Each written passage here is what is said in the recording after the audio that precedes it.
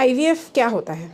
IVF को mail से sperm को लेके और फीमेल का ओवम लेके उसको हम लोग बॉडी के बाहर मिलाते हैं और उससे एक एम्ब्रियो जाइगोट तैयार करते हैं और वो उसको फिर कल्चर किया जाता है और कुछ दिन के बाद 2 से 6 दिन के बाद उसको हम फीमेल के शरीर में इम्प्लांट करा देते हैं।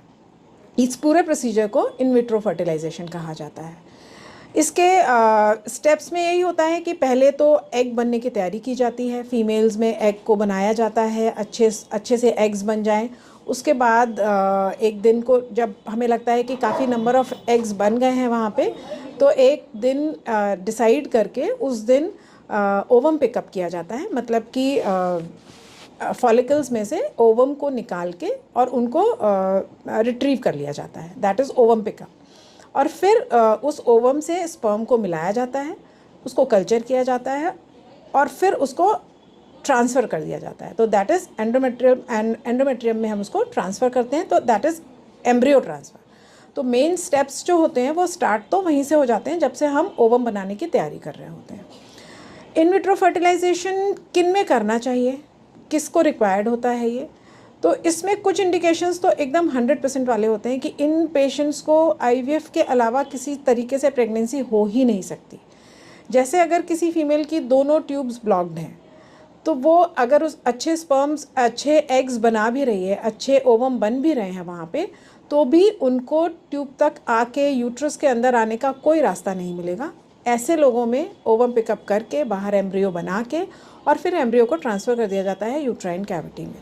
तो ये फैक्टर है। जैसे किसी मेल के स्पर्म्स वो इजैकुलेट नहीं कर पा रहा है, उसके सीमन में स्पर्म्स नहीं आ रहे हैं, तो हम उसका स्पर्म रिट्रीव, अगर वो प्रोड्यूस कर रहा है लेकिन रास्ते में ब्लॉकेज है या कुछ और फैक्टर जिसकी वजह से वो इजैकुलेशन में नहीं आ पा रहा है, तो हम स्पर्म्स को वहाँ से रिट्रीव करते हैं जहाँ वो बन रहे हैं।